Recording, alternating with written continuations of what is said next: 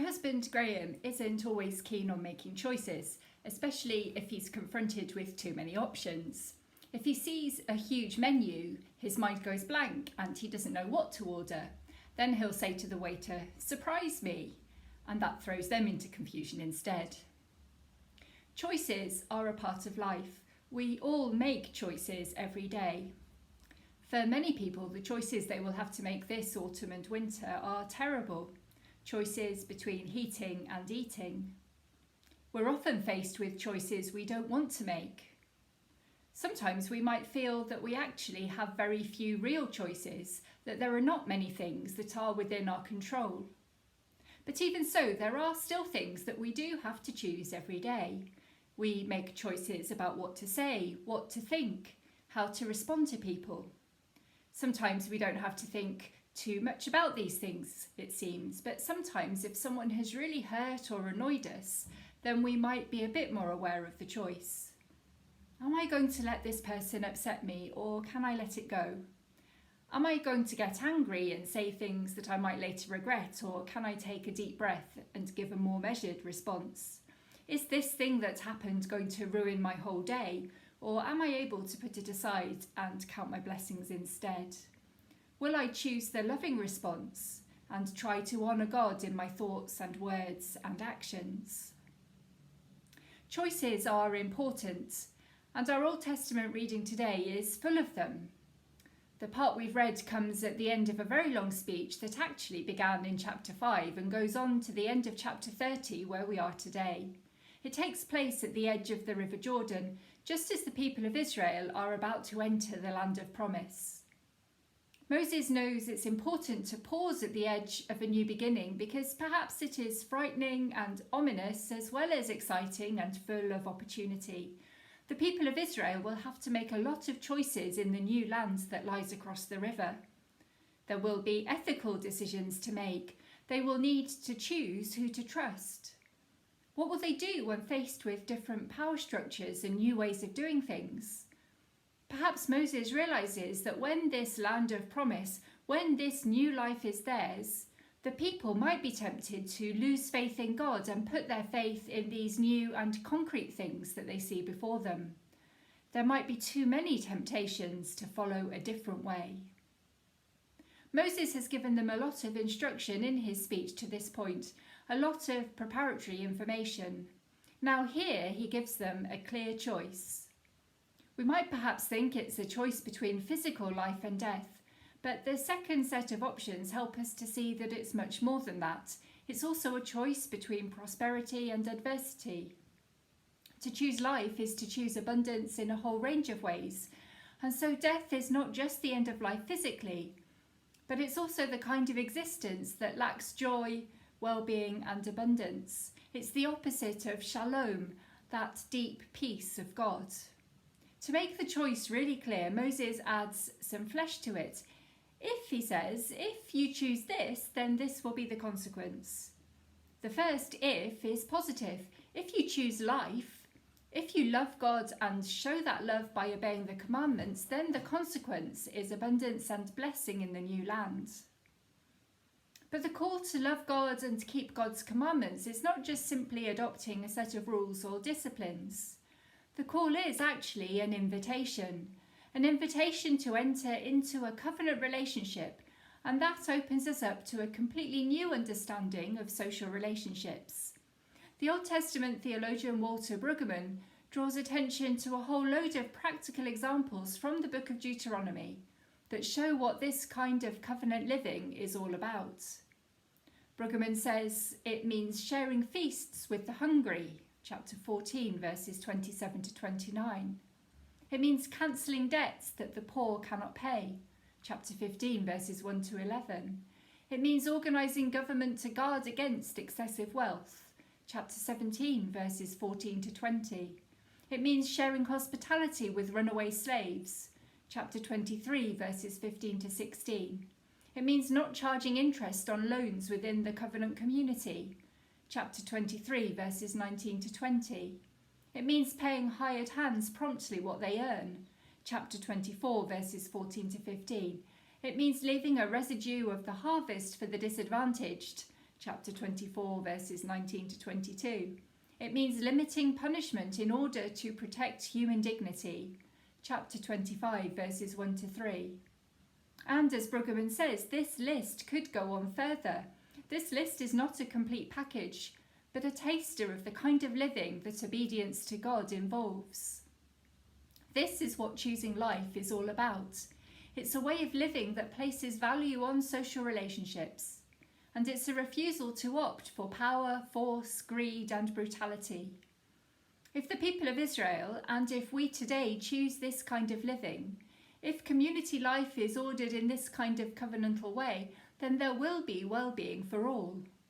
Being obedient to God is not about keeping a set of rules, but it is a whole way of life that results in an alternative, countercultural community that does not buy into the status quo of power dynamics and political spin, of might is right and never mind who you abuse to get to the top, of the rich getting richer at the expense of the poor, of the powerful sitting quite comfortably in their ivory towers while increasing numbers of people worry about how to keep warm, how to feed their families, how to survive.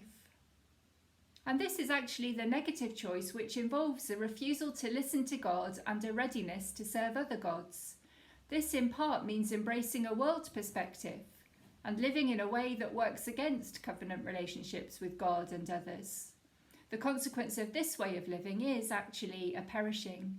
It's not about being struck down by God, but it is about being caught up in the kind of relationships that generate fear, anger, and hatred, and that diminish the value of human life and possibility. Moses says, "I call heaven and earth to witness that I have set before you life and death, blessings and curses. Choose life so that you and your descendants may live." This is the first Sunday of the Methodist Church year, and whenever a minister starts a new appointment, it always seems a little bit strange for the minister and for the congregation. So although it's a start, perhaps it's also important that we use it as an opportunity to pause. I've already said that it's important to pause at the edge of a new beginning. It's important to pause because things will be a bit different. I'm a different minister for you, and you are a different congregation for me, and over the months and years ahead, we will all have much to learn together. We don't yet know what choices we will face, what decisions we will have to make, or what the coming year will bring. So we need to know that we are grounded. We need to know who we are, that we are beloved children of God, siblings in Christ, and that we are precious and valuable and worthy and loved. If we are secure in our identity in Jesus, then we know that we can face whatever lies ahead. All the choices I have made in my life so far have brought me to this point in time and to this place, just as your choices have shaped you and brought you here. So I'll tell you a little bit about myself, and I look forward to learning more about you all as I get to know you better. I had the advantage of being born into a happy Christian family. My dad was a Methodist minister, and there was never a time as a child when I didn't know that Jesus loved me or that I was precious. I was really involved in the life of my church, and I first felt called to preach when I was 17 years old. When I finished school, I went to Bible college for a year, and during that time I felt called to ordained ministry, although I chose not to pursue that path then. Instead, I trained as a pharmacy technician and spent many years working in hospital pharmacy. There's too much to tell you in detail about what happened between the ages of 20 and 30, and if you want to know more, just ask me about it sometime. Some key things are that my dad died of cancer when he was 58 years old and I was 21. I also got married and divorced, and I was a single parent for a while. My faith was shaken and I was very angry with God. For several years I didn't want to talk to God, and I didn't want to be part of the church. I was hurting, and rather than turn to the church family for help and support, I tried to distance myself. As time went by, the pain began to diminish and I began to pray again, although I wasn't ready to return to church. And then I met Graham. I'd been praying that if there was somebody out there for me, that God would show me, and when I met Graham, I just knew straight away that it was him. I saw a friend that same day, and I told them that I'd just met the man I was going to marry. Graham and I were both single parents of boys who were 6 months apart in age, and we met through the nursery that Robin and Dom attended while we were at work. It was Graham who brought up the subject of church, and I realised that actually I wasn't angry with God anymore. I did return to church, and various things happened, including another question from Graham, that made me realise that God was still calling me to ordained ministry. It didn't seem like great timing, as I was very pregnant with our daughter Trinity, but after she was born, I began the process of foundation training and candidating. At each point on the way, I thought that I would be found out, that people would realise that I wasn't really called, and that would be that. But each time, the call was affirmed, and I was encouraged, and eventually, after training and probation, I was ordained in 2010. I've had 14 years in ministry in different circuits, and now here I am. I felt and still feel strongly that God has called me to come here to be with you. I am so glad that the Southwark and Deptford Circuit chose to invite me, and it was an easy choice to make for me to say yes.